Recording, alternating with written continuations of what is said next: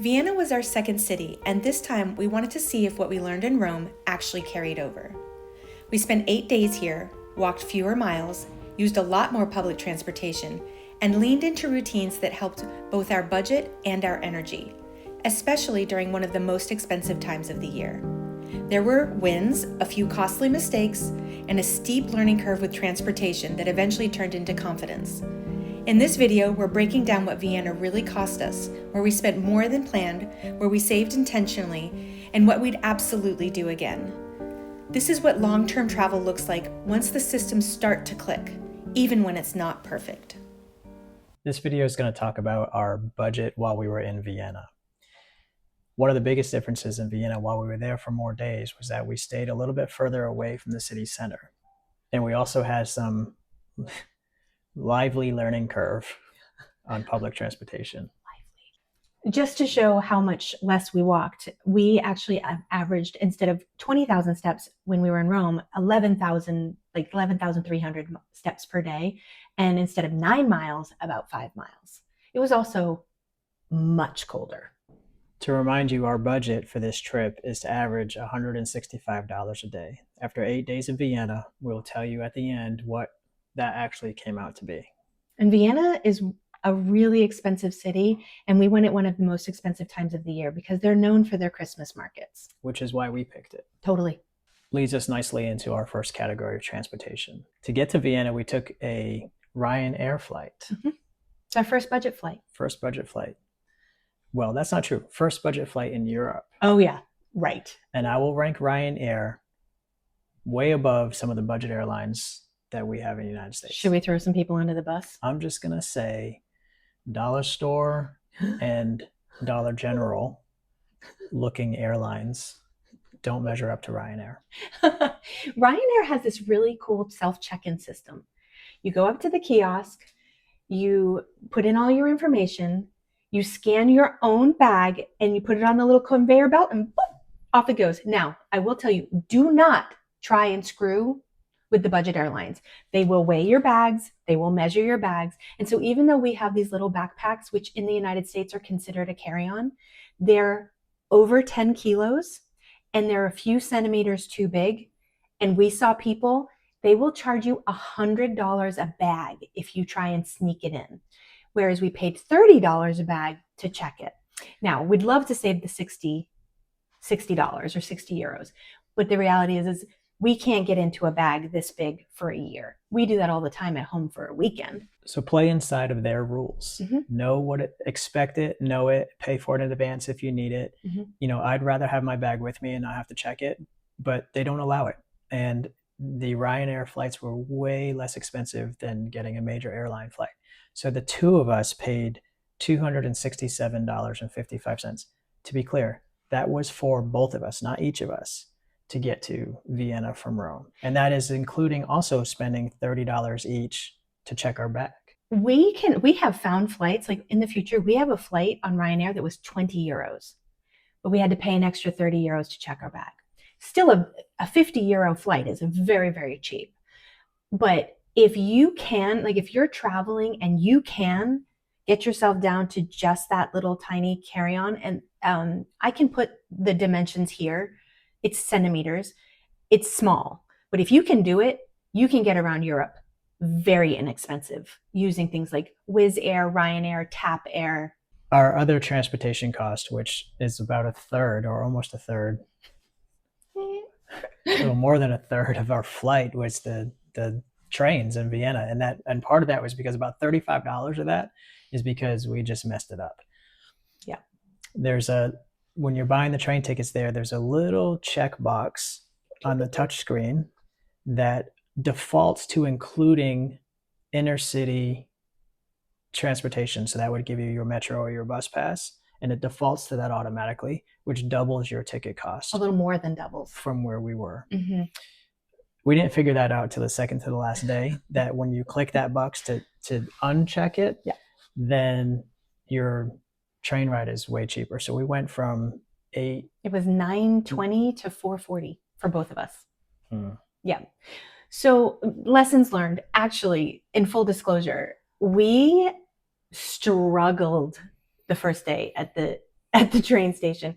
We went back into the airport, back to the train station, back to the airport, into like a construction zone. We went to a bus station. I went to a bus station. We didn't know what the heck we were doing. When we finally got to the kiosk, we started at. We started in the right place, by the way, an hour and a half earlier. Even though we could get it translated to English, it was really confusing until you knew the system. It makes all the sense in the world once you understand what you're looking at. So much so, the people started asking us for help, and we were able to help them. So we became from like the confused tourist to the helpful tourist. There was that one lady that insisted we were on the wrong platform. And I told Tiffany, no way. I will bet our entire trip we are in the right spot right now. And were we? You tell me. Yes. Yeah, we were. Like I said, Nathan generally knows what he's doing and where he is. The next big category is lodging. This one is very different from our stay in Rome, where Tiffany found that amazing hotel for points, which cost us $0. This time, we still got to take advantage of our points and status in a Marriott property, but it was not free. It cost us $547.42, which, if you're in a city in Europe for 8 days, is really good. Really good. Yeah, and this was we got to stay in a Moxie hotel, which I really liked it. This is how I describe a Moxie hotel. Imagine a Gen Zer decides to build a hotel. So it's kind of got like this sassy, young vibe. It has like sassy quotes everywhere. You walk into the elevator and there's pictures that have like slightly inappropriate connotations. It's fun. Plus, at this particular hotel, our status got us, the breakfast was 28 euros. We got it for 5. So what we did is every single day we ate breakfast, and it had a great big, we're very European, great big breakfast. And we usually take like a snack with us, not like too creepy or weird, like you're like robbing the. And we took an apple. Apple. We might take like, they had a gluten-free, what's called brötchen, which is like a little bread and like put a slice of cheese in, like nothing too crazy, but enough to have a snack later. And we would supplement that with stuff in the grocery. Like we would get nuts, we would get hummus from the grocery store, so that we could have one of our other meals later in the day from our little bag. And then we would eat one meal out. Speaking of groceries, our grocery total for the week was $31.01. So our restaurant expenses, including eating at the Christmas markets and such, was $279.47. First of all, the Christmas markets, they are beautiful in Vienna, and it was a really fun experience. And each Christmas market has its own little mug. Pause. I'm going to show you my one and only souvenir so far. This is probably dumb that like 2 weeks into our trip, I already have a little souvenir, but I have used it. Is this not the cutest mug?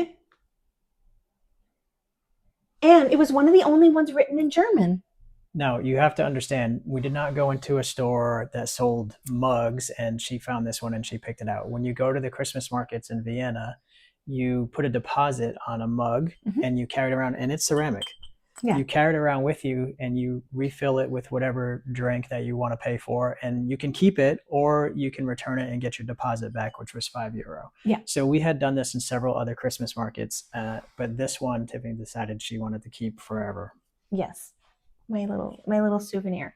As is often the case, our budget for adventure and experience was one of our bigger ticket items. We did 4 paid experiences.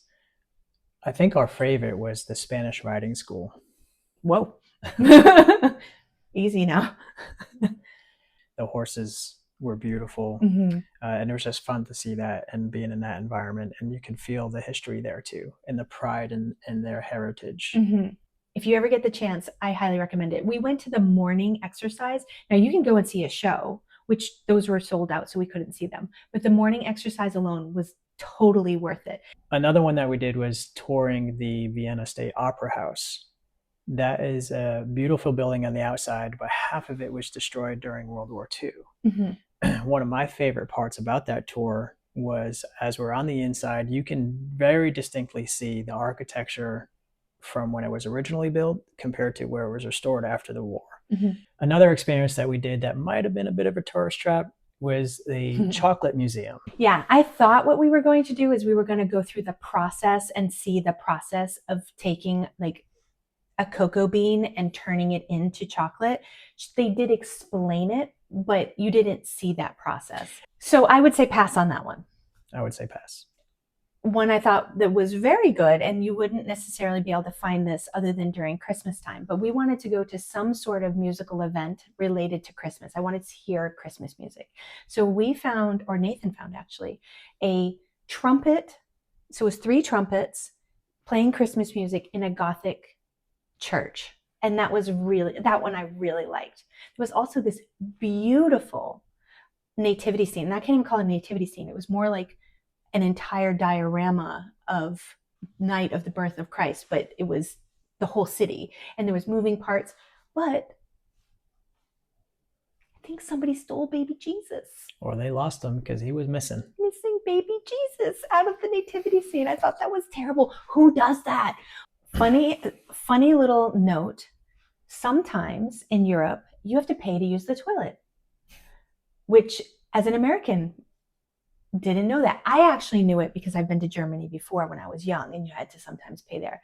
This was Nathan's first experience paying to go to the toilet. So $1.42 converted from euros to dollars was a line item for the toilet. $26.81. We sent a bunch of postcards to people back home. I practiced my German with the postmaster and he spoke back to me in German, which means either he doesn't speak English or my German was pretty okay. Yeah, a lot of times when we try to speak to them in their language, I think they appreciate it, but they immediately switch to English. Something about this says it has English. Nothing to do with how terrible our accent is or pronunciation or anything like that. No. Or that we only know 3 words in a certain language. No. Hola. In Vienna, we spent $2.32 on cash tips, and Tiffany got some nail polish. Christmassy. And spent just shy of $10 on those supplies. We went over. Yeah, no, $21.30 was how much we went over per day. Now, hopefully, in some of the countries coming up, we can make up for that and stay on budget. But guess what happens if we go over budget month after month? We come home. We come home early. Don't be wishing that. Patience. Also, we wanted to take a moment to say thank you so much to all of you who have subscribed recently. That has increased quite a bit. And we really enjoy reading your comments. Like, keep them coming. That's really fun for us. And those of you who give us likes and subscribes, and there's this new thing called a hype button. If you want to press that, I guess that helps our channel. And we won't tell you too much, but we've had some opportunities presented to us that we had never had before. So something's happening. Thanks, guys. And please join us to journey further and live lighter.